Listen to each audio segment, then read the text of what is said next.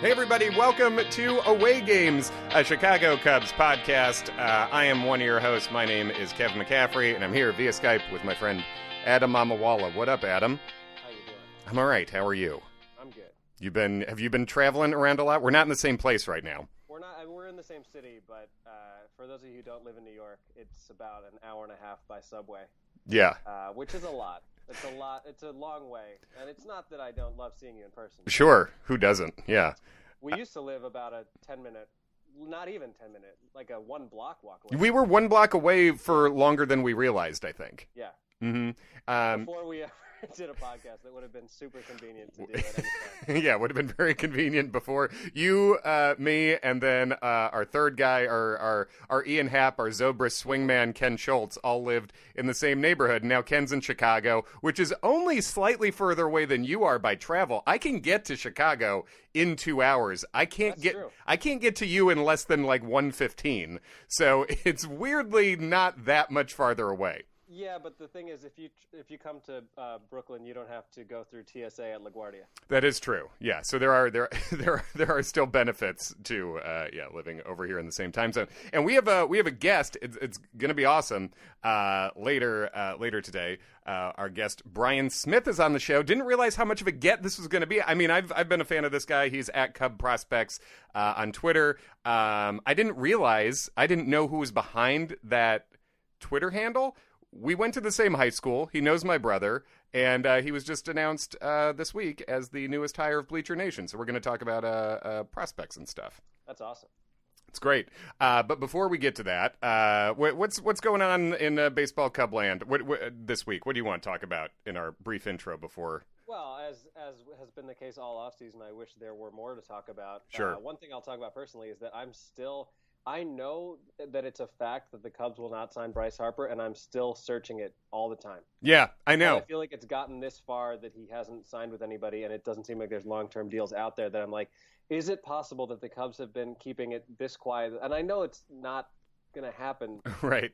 Intellectually, I believe that to be the case, but there's still a part of me that's like, but he still hasn't signed anywhere. You still could. Yeah, it's the old, Jim Carrey Dumb and Dumber. You're telling me there's a chance right. situation. But it is weird that this offseason has made us go through these emotional stages of, I don't know, unrequited love, of a breakup. I basically where you're bargaining. At this point, I think, sort of like you're saying, I'm kind of annoyed with myself for still believing, know? Yeah. And thinking like that it seems so unlikely. Right. It has seemed they've straight up said like it's not going to happen. Yes. And yet there's still a part of us that's like, if Charles Meow says there's a chance.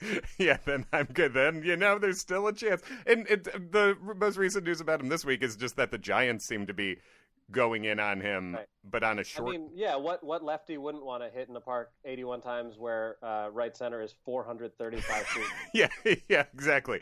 For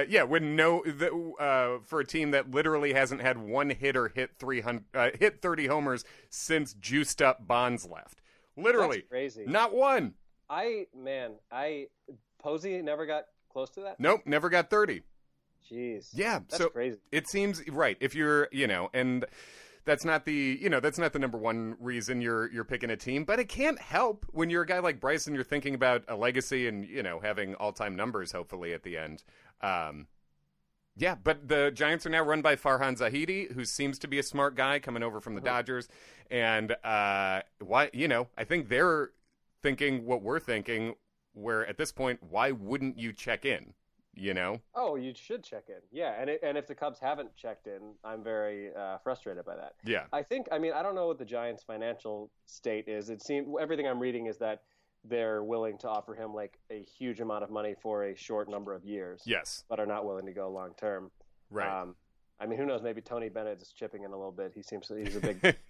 Isn't he like a big Giants fan? Yeah, I think so. I think he should be. He's got the San Yeah. Francisco song. Yeah, I think so. Tony Bennett's recruiting him over there. Tony Barnett's recruiting him over here. New relief pitcher Tony Barnett for the Cubs. Who even joked about not being Bryce Harper when he tweeted that he had been signed. Yeah, he gets it. Tony Barnett gets it. Everyone else get on board.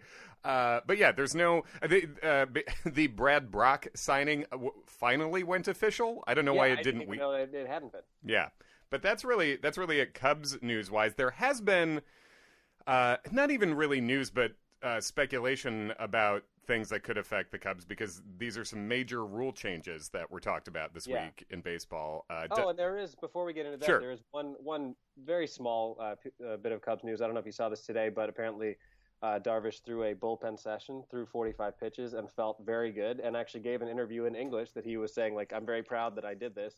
And the gist of it was like, I feel bad that I wasn't able to contribute last year, and I love the fans, and I want to show everybody that I'm worth the money. Did you see the interview? I only saw a snippet of it. I saw like a 15-second clip of him talking. Right. I saw a snippet of it, and it seems it just seems to back up what I've heard from other people when I've heard people say, you speaks English. Like he can, you hear him, it's like, oh, this guy has there's no trouble here. It didn't even sound like overly accented. Really. No, he's got it. Yeah, and it's and so that's impressive. And and I mean he was doing that last year where a lot of the time, even in interviews, basically they would ask the question and he would start answering it in Japanese before the translator did anything. So he knows he speaks it. So that has to be nice for him. I would feel better if I just was able to understand what everyone was saying around me, so that's cool. And I think it's cool that it seems like we'll get to hear him more in his own words, and in his own tone this year, that's cool. I think that would be good for people to hear. And I also, it's so interesting. I think so much of the consternation about the Cubs offseason with not really making any big signings has all been based on kind of assuming that things are going to play out like they did last year. Right. And it's not like I think everything's going to go perfectly, because that's just not how life works. But, right.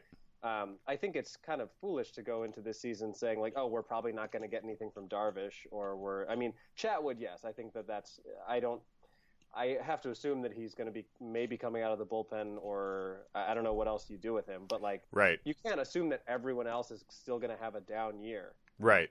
Yeah. No, I think so many guys did have down years last year for the team that still won 95 games.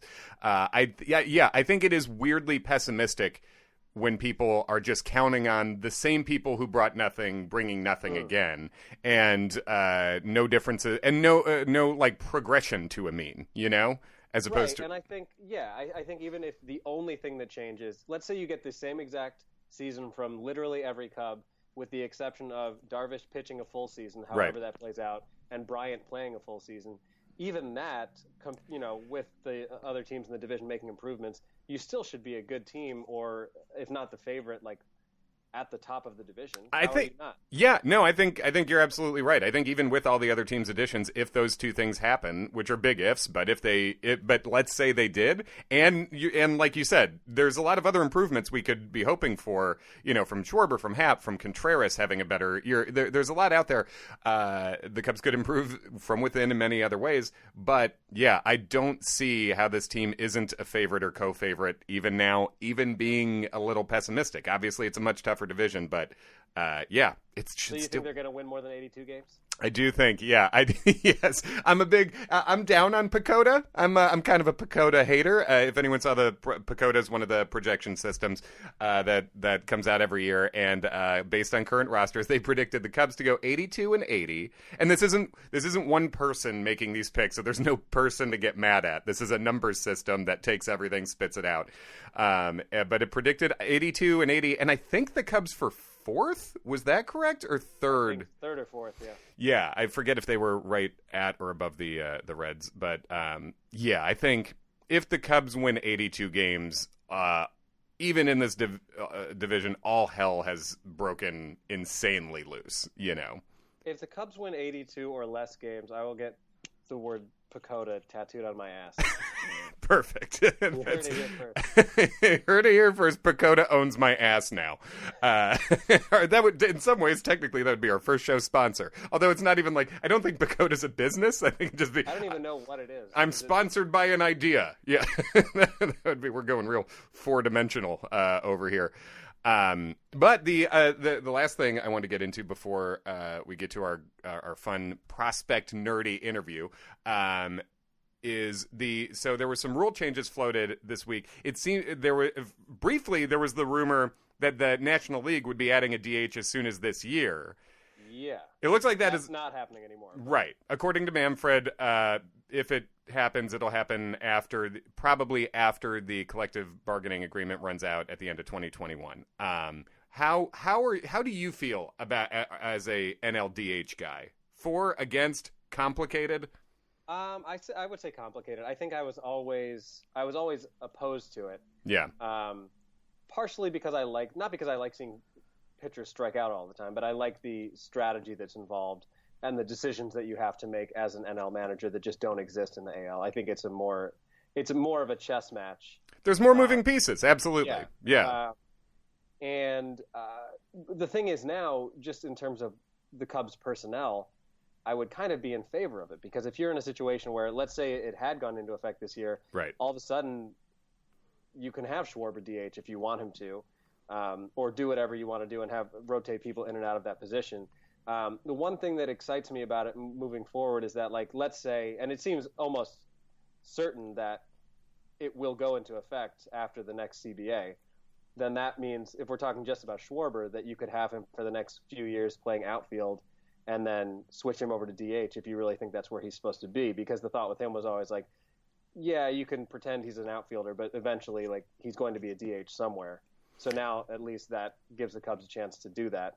But that's only, one person. So what are your thoughts about it? Well, I think, sort of like you, we grew up watching mainly the Cubs, so you grew up watching this kind of baseball. And I do also enjoy the lightning strike of a moment when a pitcher does do something good at the plate. I do enjoy, as you say, I like more moving pieces. But I do think also at this point, it is undeniably weird and a competitive disadvantage that the leagues have different rules. It is, no other sport would do that, if we were starting from scratch now. So as much as I do enjoy the DH, as much as I do enjoy kind of the chess match around pitchers hitting and pinch hitting and moving guys around the field and finding a way to make all that work, I do think it makes sense to just have the DH across the board now. And I think another thing is, if we had the DH spot, forget any specific player that you want, that you're looking to slide into the DH, which is different than sliding into the DMs slightly. But if you're sliding into the DH, you're looking at guys like Ian Happ, who would have a lot more at-bats. And I think a lot of the Cubs' positional player glut has been, these guys have lost development time just because it's hard to get them all at-bats. And I think you would see guys like that developing more quickly. And I would love to see, to see Ian Happ in the lineup basically every day, Yeah, totally. And you would have that if it was a DH. Yeah, I think the Cubs are one of the teams that would benefit most from that. I think so too. Yeah, I absolutely. I think, and it's too bad because this window specifically, they're really loaded up with position players, and it seems like the DH is now going to happen after that. But but it's. That was like almost the most exciting baseball news of the offseason so far, is just thinking about that for a second. Prior to that, the most exciting news was that Zach Britton was switching the spelling of the name Zach. That's true. I forgot. We should have led with that. He is swapped out. Arguably the most compelling piece of information in this whole offseason. Yes, he added a K, right? He went from the H to the K. It makes sense as a pitcher. As a pitcher, that does make sense. He should go backwards K. Do that. Freeze it at the end. Like Eminem? Yeah. Yes, exactly. And the other rule, we'll get a quick take on it. Relief pitchers facing a minimum of 3 hitters. I don't like that. I think that is weird. Because it's not even about, it seems super arbitrary to me, for one thing. Yeah, and what if a guy just doesn't have it when he goes out there? You just have to live with him facing 3 batters? I think so. Fake an injury? Right. Well, the fake an injury, I think the way you would tweak it is that if a guy gets taken out before 3 hitters, I think you would have to say he's automatically DL'd. IL'd. Injured list now? It's no longer I'm sorry, that was the other big piece of news besides Zach. It's a lot of spelling changes. That's gonna be Who says baseball's boring? This offseason, we mainly changed spelling stuff. And Kyler Murray's playing football. And Kyler Murray has left the building, yes. Yeah, I think it's a weirdly... I'm not even fully against it, but I do think it's strangely arbitrary, and I do think it would have to be 3 hitters, or if the inning ends...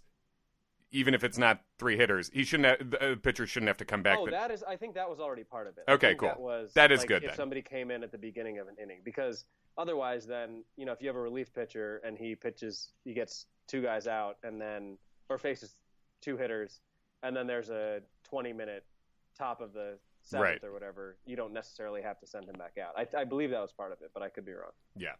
How about the 20-second pitch clock? Do you care? Is that 20 seems you could definitely do it in 20, but 20 does seem a touch fast to me. Maybe it's not fast, but you know what I mean. Like as far as setting a hard limit, I'm all in favor of a pitch clock in general, though. Like these guys do not need to be going 30 seconds sitting out there on the mound. You don't throw 30 pitches. You have to think about. There should be a pitch clock. I am pro pitch clock. Would there also be some sort of rule about how many times you can ask for time as a hitter? There probably should be, right? Like if you're going to otherwise that's not fair. Yeah, if you're going to limit the pitchers, yeah, absolutely. Maybe you get, 1 per at bat or something. Yeah. Something I think I'm cool with all that kind of stuff. Basically. Or you pretend that a bug flew into your eye. Yeah. And then you used your timeout, you got to go bug hitting now. It's part of the game. Part of the evolution of the game. Everyone's goggled up, That's one of my favorite things. I believe this is like a classic baseball nerd obscure video to look up, but I believe there's a video that's like a compilation of guys asking for time, not getting it, and then doing great things.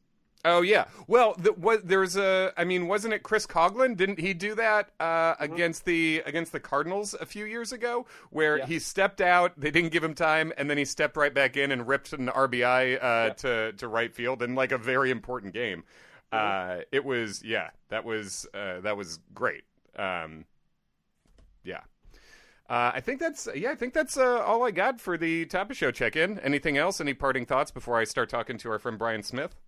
No, I don't think so. I think that's all I got. So enjoy nerding out about prospects. But we'll have fun. We thought this would be a good time of the year, this dead period, to talk about some future Cubs and prospects, and we're going to do that right now with Bleacher Nation's latest hire, Bryan Smith.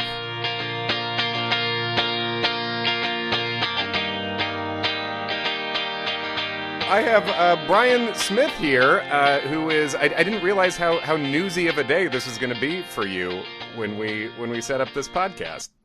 I know, it's been a little crazy since about 9:30 this morning. Yeah, and we're recording this on Monday. Bryan, you may know him from his Twitter handle, @CubProspects, which was anonymous until today because you got a new gig, right?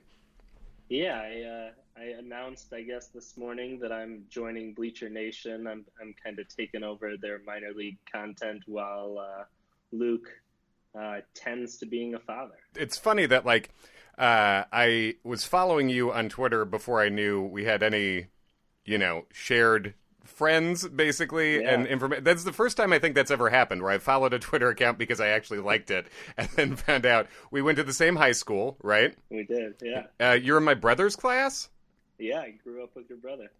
Joe, right? Yeah, Joe. Okay, cool. At Hinsdale Central. And, the other big news, congratulations on moving up a section in season tickets. Did I read that right? You went from the 400s to the 300s? Well, no, the 400s don't exist anymore. They've changed the numbers, so the 400s are now the 300s. It's just some big scheme to make our resale value better, I think. That is shady. That is, it's a Crane Kenny special. Very much so. Tell us what you're going to be doing there. Yeah, so it's probably going to be a little different than Bleacher Nation has had in the past, where they've had sort of daily coverage. I think we're going to probably not do that and be a little more feature-based and try to give people sort of in-depth scouting reports as the year goes on and try to really identify how guys are changing and what new skills are showing up during the course of the year, and try to really hone in on video and try to go real in depth on some of the top guys. One of the things I've enjoyed the most that you've been doing lately on Twitter sort of relates to exactly what you just said, where it's comparing video. I've enjoyed the threads with video clips that you've been putting up, specifically talking about the swing difference. Brennan Davis is the first one I thought of. You put up his tee work, right? Yeah, it's going to be fun, I think, as the spring goes on, and especially with these kind of newer draftees where all we have to go on are sort of the videos from when they were 17 years old playing in a showcase, and now we get to see what the Cubs training staff and strength staff can do for these guys. And Brennan Davis, it's like staggering. When I saw videos of him after they drafted him, I thought it kind of looked like a mess. He had a great long body. You could see him in the outfield, but right. His swing looked a little rough. He was as skinny as a rail, and now you see him and it's like becoming a man in 4 months. It's weird. Yeah, he's had a big off season. He's owning llamas. He's changing his swing. He's turning 18. Yeah, a whole lot of stuff. Now this isn't that you've written for a bunch of places before, right? If people don't know you, this isn't your first foray into baseball writing. Yeah, it's been about a decade, but I was active back then. How old were you when you were writing for these other places? I know, I wasn't telling people. I was in high school, and I wasn't disclosing. But I wrote for Baseball Prospectus and Fangraphs and a few other places along the way. Well, let's get into the nerdy stuff about this. Your first story, your first feature on Bleacher Nation was basically laying out what would be a successful year on the farm this year. So why don't you highlight whatever you want from that specifically? What are you most looking for this year? Well, I think the biggest thing that didn't happen last year that you'd want to see to happen this year is just the top guys show up and play well. Last year, we were arguing whether Aramis Adaman or Jose Albertos were the top guys in the system, and they both had disastrous years. And so in weirdly different ways too. Yeah, totally. And so I think if this year is going to be a good year, Miguel Amaya, Nico Horner, Braylon Marquez, Adbert Alzolay, those guys have to show up and get it done and move up prospect ranking lists. Mm-hmm. And you're an Amaya number one guy, I saw. Yeah, I think I feel more strongly about it than I think just about anybody. And why is that? And if people don't know who Miguel Amaya is, who is this fella? Yeah, Miguel Amaya is a catcher from Panama, which is not usually a baseball hotbed, but they gave him, I want to say, $2 million back when they gave Aramis Adaman money. I think the 2015 signing class.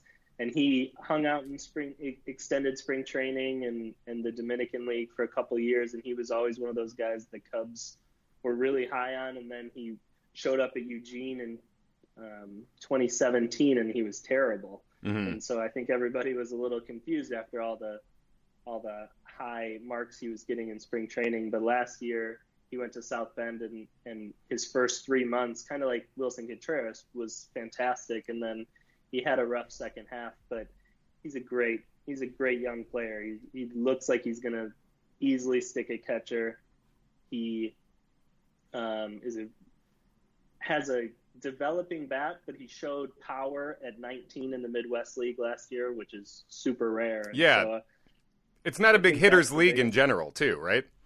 Yeah, it's a pitcher's league, and if you're a 19-year-old, even having a 700 OPS is pretty good. And so I think the reason that I would say that I have him number one, I think you're debating Amaya and Horner, right? And it becomes a question on who's going to hit for power, because both people kind of flirt with it, but you haven't seen it yet. And I think Amaya has shown more that he's more likely to hit 15 home runs in the pros to me than Horner.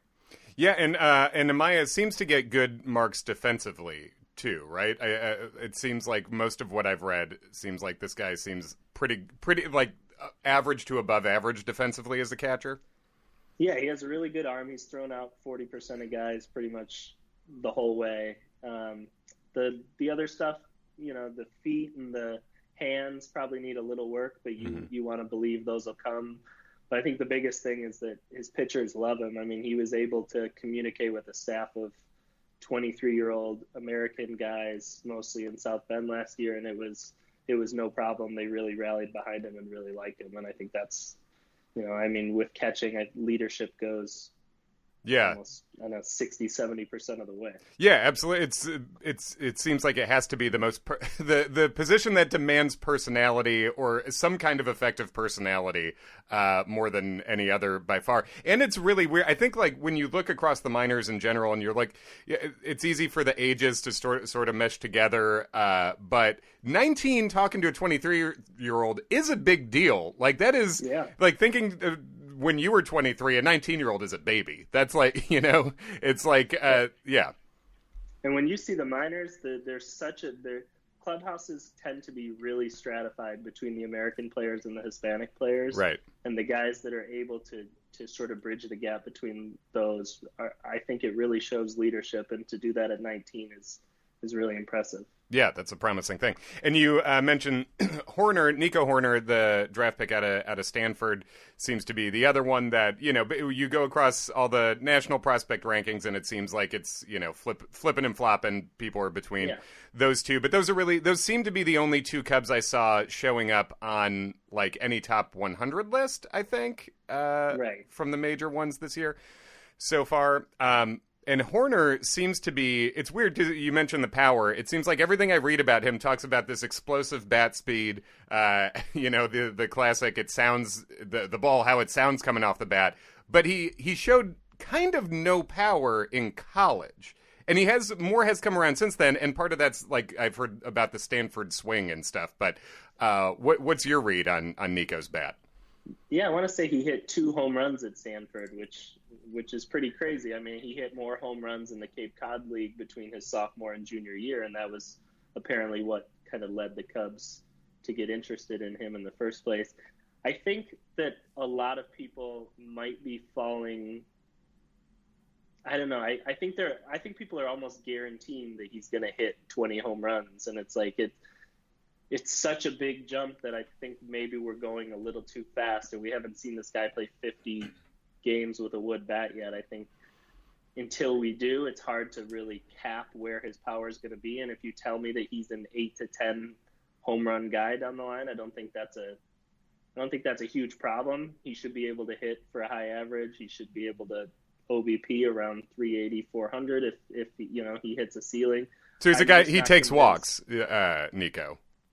He didn't in the Arizona Fall League, but every stop before then he has. So I would think he will be able to do that. He sees the ball. He seems to see the ball really well. Sure. And the AFL seems to be. I mean, AFL's kind of a weird. It's a very, very short season there for one thing. So a tiny sample size, and it's sort of an all-star league, right? In a sense. And it's also a real developmental league, so you don't know, I mean, the coaches might have had him working on something specific, like, getting after it in an early count, and that might just come down to affect the walks. That's a hard league to judge any statistics from. Right. And then talking about projecting, I feel like that's something you see a lot in a lot of prospect writing, where you see projections for, maybe he's a 15, 20 homer guy, when there's not a million of those, Right. Like, I feel like it's easy, and I understand how that can happen, because part of the fun with prospects is just dreaming on all of them anyway, right. But I think, what you're saying is I agree with, where it's hard to just give a guy who had 2 college homers, like, he's going to hit 20 as a major leaguer. That's maybe, right. But that's a rare transition. I see a lot of similarities with him and Aaron Hill, who I think probably hit, 30 home runs one year in the majors. Yeah, with Arizona, so I think, I can see it. Right. But, the jump is so significant that you don't want to just chalk it up to be a gimme. Mm-hmm. And much like you were saying about Amaya, I feel like I've heard similar reports in terms of character for Nico. It seems like everybody likes him as a guy. Yeah, absolutely. He seems to be getting super high marks. I know the Cubs scouts, just one after the other, fell in love with him, which I know you kind of always hear about the first round pick, but sure. It's followed him up the ladder so far in the small few stops he's had. Yeah.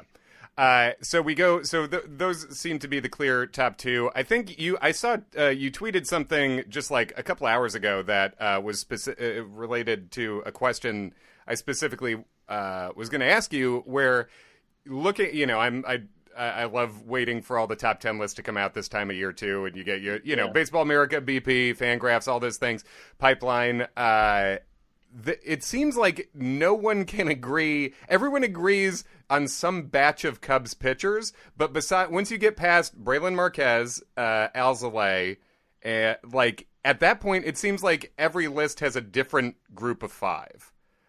Yeah, it seems like Alex Lang and Justin Steele seem to be ahead of the next pack, but yeah, I think there's probably 12 pitchers that are all in the next tier, and I think that you've seen people just go all over the map with how they rank those, maybe 10 to 15 pitchers. Yeah, I think Baseball America had the second round pick from last year. I think second or supplemental first, but Paul I don't even know how to pronounce it, but Richan? I don't know. Do you know how to pronounce it? I think it's Richan, but I haven't watched my Eugene video in a while. That is a weird thing too about minor league baseball too, is just like you see these names and you're reading about them all the time, and then half the time they get to the majors, I'm like, I've been imagining this name completely differently for 3 years now. But I know Dakota Meckes is somebody that everybody says totally different. It is Meckes, right? It's Meckes. Okay, cool. Yeah, I've heard Meckes, I've heard Meeks. I've heard it all over the map. But I saw Richan I think he was in BA's top 10, and I've seen other lists where he doesn't make the top 30. So It's like, is part of that just because the way the Cubs pitchers are in the farm system, where you have a couple arms, you have a teenage lefty who throws in the upper 90s like Braylon Marquez, that guy's going to jump up. But it seems like everyone else, you can read every scouting report, and it's just like every Cub starter that has been drafted, you see, well, maybe a number 5 starter. Yeah, they've been so low upside, and I think you heard Jason McLeod talk about that at the convention. Is they've scouted and drafted pitchers within this box for a few years, and I think if you criticize the way they've drafted, that would be the number one criticism, is they haven't been adventurous enough. And the 1 year they was Justin Steele and Dylan Cease, right? Two of the guys that I think look probably the best from this whole Theo Epstein era. So I'd like to see them go a little riskier the next few years, but we'll see. Yeah, absolutely. I mean, those were Cease and Steele were like what, 5th, 6th round picks, something like that, I think.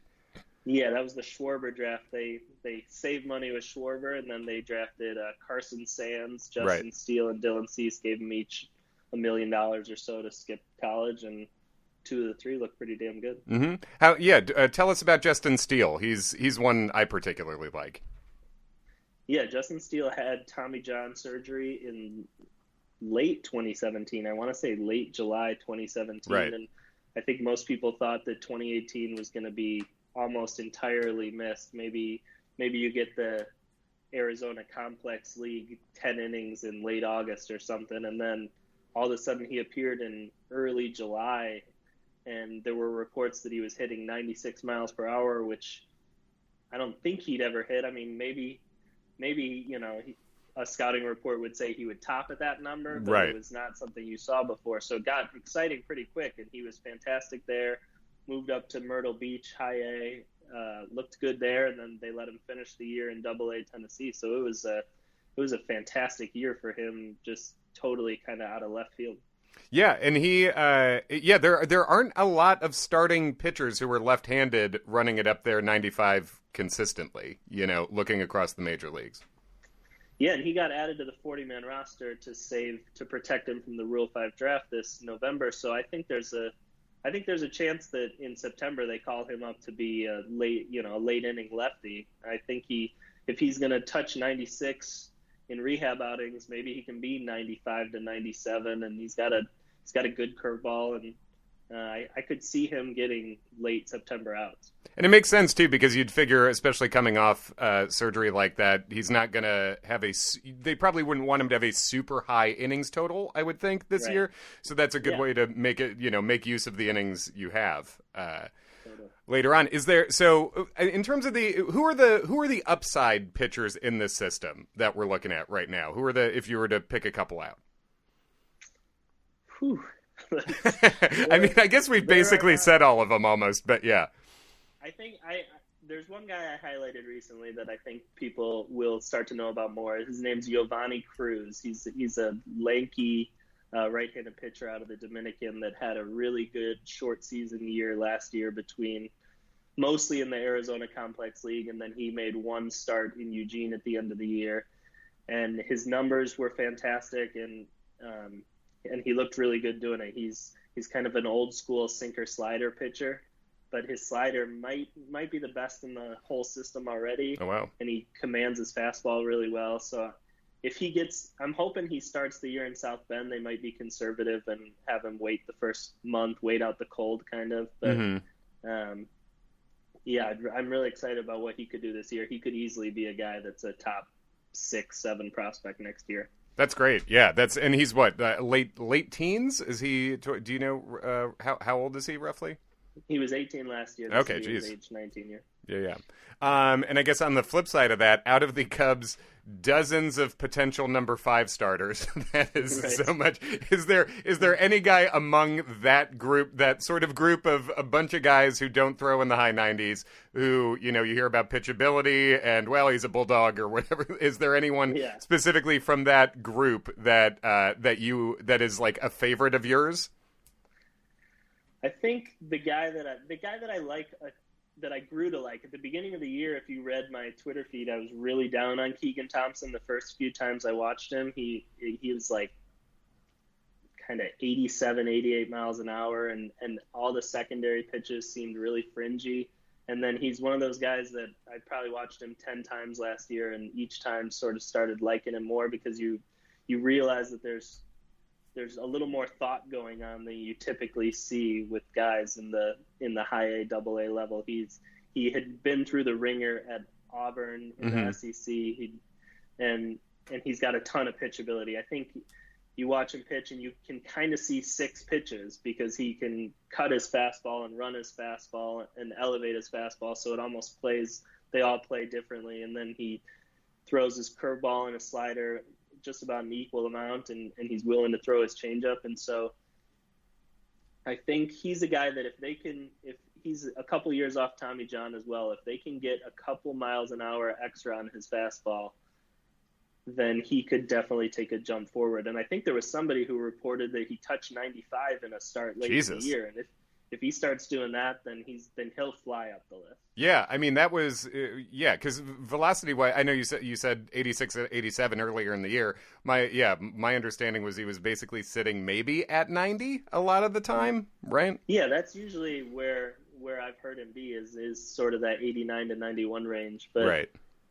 Yeah, it would be that's I think the guy that him and Alex Lang are the two guys that if they can add velocity to their fastballs, it'll change their upside. Yeah, and specifically talking about adding velocity, that's another question I had too, because it seems to me when I reading all the reports on these guys before the draft or after the Cubs draft them, it seems like not only are these guys not gaining velocity, but the Cubs system has almost everyone's velocity out of college is lower once in the Cubs system. Is that just me feeling negative for some reason, or is this an actual trend? Well, I do think the most optimistic that players sound is the day they're drafted, because scouting reports are the very top end of what they do, and scouts love to say that one number they saw that one time, and so I think that tends to get sort of overplayed. As you'll hear a guy is 93 to 95, tops 97. That probably means that he's 91 to 93 and had one day where he, got a lot of red hot. Yeah. Yeah. I mean, that's almost exactly what it was with both Lang and Brendan Little, kind of, where I read these scouting reports. It's like, oh, this seems like pretty big stuff. They supposedly had 2 of the best curveballs in the draft. And I think Lang's curve has played roughly up to what people say it's still a plus pitch, right? His curve. Yeah, it's a good pitch, and last year his changeup made a bunch of progress. He's a good one. He's just I worry that his fastball is more of like a 40, 45 grade pitch in the majors, that's not going to be enough. So for him, the biggest thing is going to be the fastball. And is there? Yeah, I mean, it's it seems like a weird thing to me because you can't look at the Astro system because it just is a different kind of thing. I get their own thing, but everyone goes to the Astros or the Yankees and gains 3 miles an hour basically. Yeah. And it seems like the Cubs have not had anyone. They have not been able to play anyone up velocity wise. It seems like.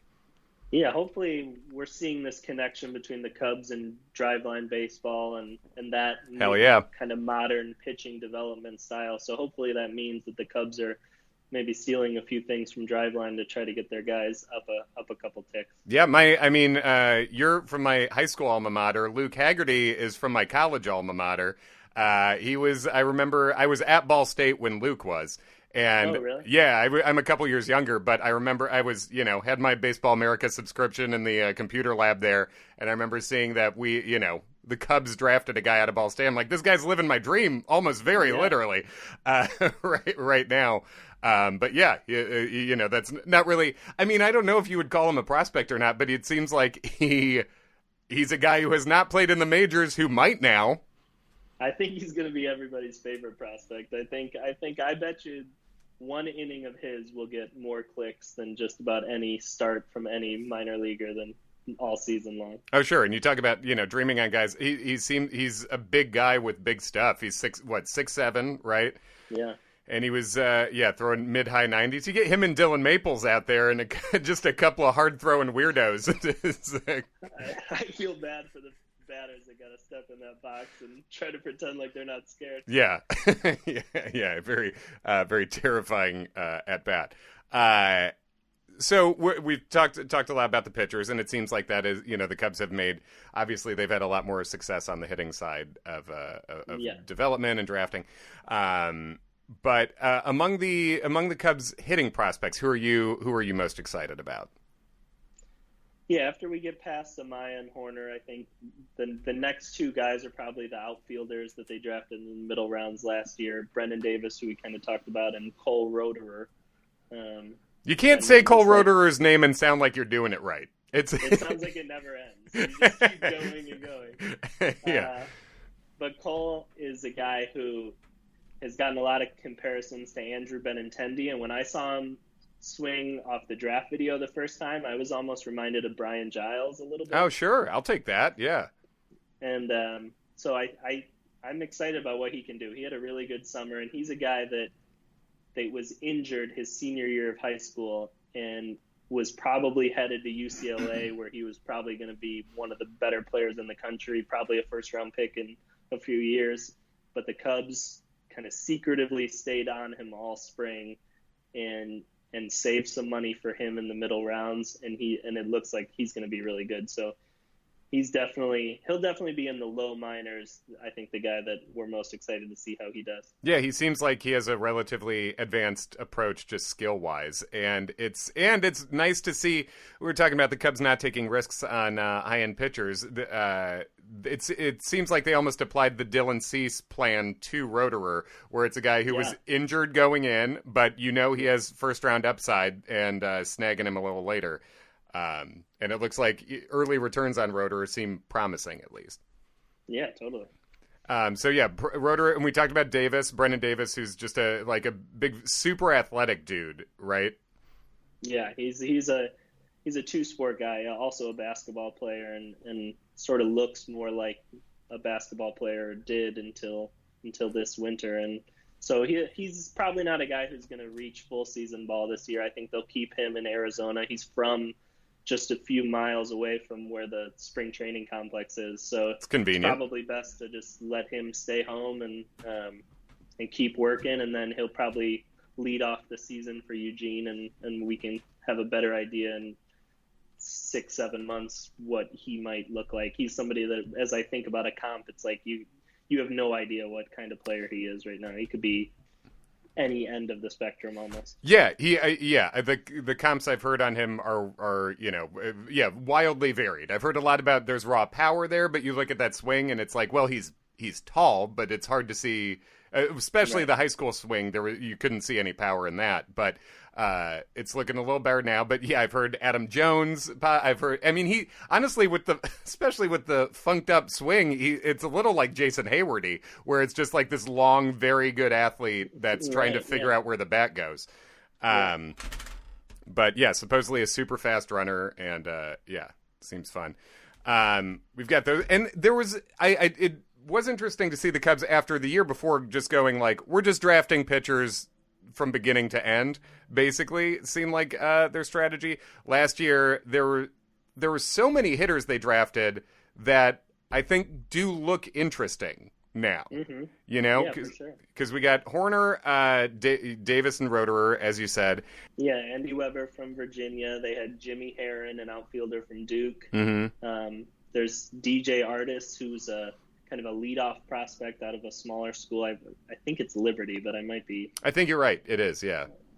And then Luke Reynolds was one of the nation's best hitters, a third baseman, maybe a first baseman now, that also looks really good from Southern Miss. So, yeah, I think they had a really well-balanced draft. I think if you look at sort of just the philosophy behind their last 5-6 drafts, this seemed to be the one where they took a little bit of everything, and they're not just tied to system need or something. I'll ask you a negative leaning question before going positive to close it. Are there any prospects within the Cubs system who you think are still being rated relatively highly that you just don't get, that you just don't think you don't see it with? Oscar De La Cruz. That's a great call. Yeah. The fact that I've seen him still in the top 10 in the system, and it's really surprising to me because I don't think he's going to be a starter this year. I think he's going to be moved to relief, and we don't know if in a move to relief he's going to get late inning stuff. His stuff was on the better end of the scale when he was a starter, but it wasn't elite. I think his curveball was always talked up a little more than it actually is. I mean, he was a guy that the Cubs pitching prospects were so bad for a few years that we were all just wanting to get excited about somebody. So it was like, okay, here's a guy who hit 95 once. Right. Yeah. And I think he used to be a position player too. One of those things where, if he wasn't drafted or signed, he wasn't drafted, he was signed. I think he played infield, and then he's this big-bodied dude, right? Mm-hmm. So he's very big. He looks like there should be something here, but there might be. I mean, he has a heavy fastball, and so if it does in short relief play up, he could be one of those guys that takes a jump. There's a lot of relief guys in the AAA range this year, AA, AAA, that he'll have to jump over, but he does have a 40-man roster spot, assuming he gets returned to that when he gets back from his suspension. Yeah, that's the other thing. He was suspended for 80 games or something, right? Yeah. So health problems, not a lot of innings.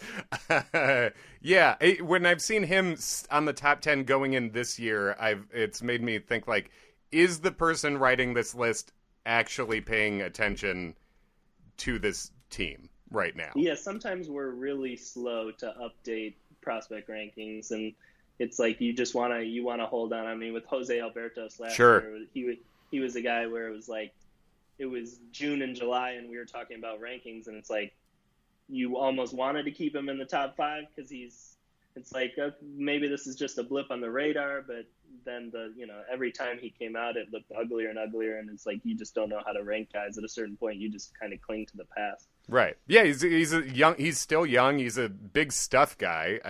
He has easy velocity, Albertos does, and but he walked roughly 1 billion people in 12 innings last year. So that sucks. We've already got that spot filled at the major league roster, the walking everybody with decent stuff thing.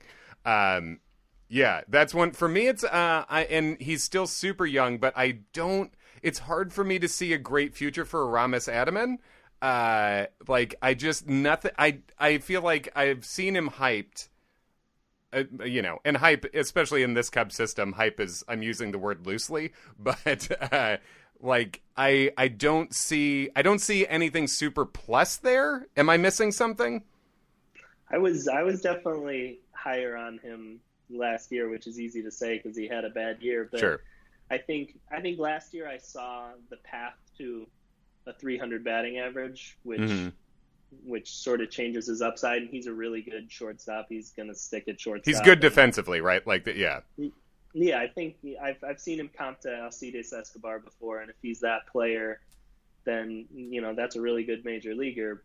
But then this year, it just that road to a 300 batting average looks a lot tougher. And he was overmatched last year. He was the youngest player in the league. Sure, that's a big thing. Yeah.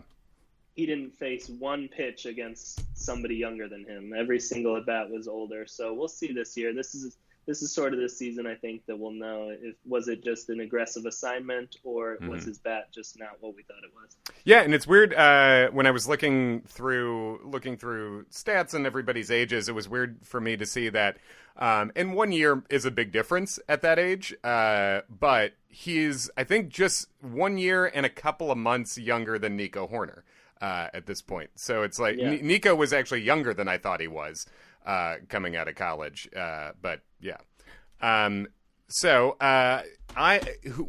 Looking forward into this year, two other main questions I had for you. One, who do you think would be your pick if there was some sort of surprise jump up into an overall top 100 out of this system? Who could you see making that leap? Right now we've got, I know I think Alzolay was top 100 on lists last year, right? Mm-hmm. And then maybe 90 something. Right, sort of same thing, Horner and Amaya. But beyond those guys, who would be your picks for guys who could jump up into, real capital P prospecty situation? Yeah, we haven't talked about Braylon Marquez yet, and I think true. He's probably the most fun guy in the system. He's somebody, if he's top 50 next year, I don't think it'll be a big surprise. He was a guy that came to camp last year as sort of a lanky guy throwing in the low 90s, but he'd added a little bit of weight, and then in the strength program in Mesa, he added some strength all spring, looked better, and then he got to Eugene and his fastball was 95, 96, and then it was 97, 98 as the summer went on. And so he's just sort of scraping what he's going to be, but it's really exciting. I mean, he's a guy who doesn't even walk 3 batters per 9. I love that, man. Yeah, that is, I mean, especially at that age, but I think it's easy to overlook command or control as a thing for young pitchers, because the fun thing is how hard are they throwing, how nasty is the secondary. But I always am very attracted to seeing guys who don't walk people at that age, because we don't think about that as a tool, but I think it kind of is, Yeah, we hear upper 90s lanky teenager, and we just think of a guy who walks 5 batters per 9 and has to learn how to be a pitcher. But Braylon's a guy that I think was a pitcher that now is sort of became a thrower. And so this year will be about sort of matching those two things. Can he start to rack up strikeouts at the rate that he should, or is he going to kind of keep pitching to contact in a way like he was before? So, but I think he's somebody that he's got 2 other pitches that he's comfortable throwing. I think his changeup is way better than you'll read about. I think the national outlets kind of go right to he's a 2-pitch guy with a developing changeup. But when I watched him, that I didn't see that at all. I see a changeup probably ahead of his breaking ball, and it looks really good. It's got some late sink, and he throws it with really good arm speed. So he's a guy that I think has a really good chance to show up at South Bend this year, be one of the best Midwest League pitchers, finish the year in Myrtle Beach, and be a top 50 prospect. That's great. And when you watch him, how do you watch him? If someone wants to be prospect nerding out, how are you watching these guys? Yeah, the nice thing about the Cubs system, more than probably any system in baseball, is that the MILB.TV access is really good. The Eugene, the South Bend, the Myrtle Beach, and the Iowa feeds are all really good. The only feed that's not good is AA Tennessee. You don't have a good center field camera, but all the other levels are really good quality relative to what else you see in that product. That's great. And just speaking of teenage exciting pitchers, do you know anything about Richard Gallardo? I mean, I don't know much. No one does, right? Yeah, I mean, he was considered the top pitcher on the international sort of 16-year-old free agent list last July, and right. That's always a strange thing because you're not allowed to sign a guy until July 2nd of his age 16 year, but on July 2nd, everybody knows where everybody's going to sign already, so they all sort of, like, I think when they're 14 years old, they sort of make connections with teams, and that's where they're going to go. It's weird. It's a really weird system. Yeah, so it is super, yeah. He's a guy that hopefully we see him in Arizona at the end of the year, but he might just stay in the Dominican and pitch there all year and just sort of remain a mystery. We and in terms of seeing people at the end of the year, who can you give us a couple names that who might we see for the first time at the major league level this year? Who's within striking distance of that? Yeah, I think in the bullpen, Dakota Meckes is a guy who probably has an argument for being one of the best 7 relievers in the Cubs organization right now. I think it's a little silly looking at the bullpen problems we had last September that he wasn't there. I think the Cubs were playing some 40-man roster games and didn't want to promote him to that before they had to. But he was better than many of them. I mean, he was certainly better than Brandon Kinsler. Sure, yeah. And I mean, he's a guy who he just his stuff is, he's a big guy. His stuff isn't as big as you'd think looking at the numbers, but the numbers have been absurd the whole time, right? Yeah, like crazy ERA of 1, strikeout rate of 12 per 9 the whole time. I mean, nobody, especially right-handed batters, can see him at all. He's a giant dude who has a weird, funky delivery and arm slot, and he's just he's always worked. So you just kind of want to bet that it's going to keep working. Yeah, you want to dare it not to work. You know, like exactly. Show me it not work. And then I think the other guy, I mean, Adbert Alzolay is a guy that we've heard about the last couple of years that would have been in the majors last year if he didn't have a lat injury. I think the same injury that Tony Barnett, who we just signed, had last year. He's a guy that broke out in 2017, can get it up to the upper 90s, probably pitches more in the mid 90s. But he could be a bullpen guy or maybe even a spot starter, depending on sort of how his camp goes and how his season starts. And I think on the offensive side, I'm excited to see Zach Short. He's a shortstop who if people look up his numbers, they're going to see he hit 230 in Double-A and think I'm crazy. But he also was voted one of the best defensive shortstops in the league by Baseball America. He had one of the highest walk rates in the whole league, some of the most power you'll see out of a shortstop, and he killed lefties at a rate that no one else in Double-A did. So I'm excited about him. Yeah, he seems to be a guy, you know, when launch angle is a thing everybody talks about, he is one of the most extreme fly ball hitters, right? He's incredibly patient and hits nothing but balls in the air. He is the most modern player I think that you can imagine. Zach Short is a super 2019 player, yeah, that's a great name, and he seems like someone who not to compare him to Bodie in terms of style of player necessarily, but Bodie was a guy who was such, you know, kind of a fringe. He was never super high up on a list, really, right. You know, but sort of got a certain kind of swing down and then just, you know, found his way on the 25-man roster. And it seems like Zach Short would be a good bet for the next that kind of guy, maybe. Yeah, totally. And I think Zach will be really liked in Wrigley because he looks like he's 13 years old. And so he's just going to, I think people are going to fall in love with the idea that this child is now playing shortstop.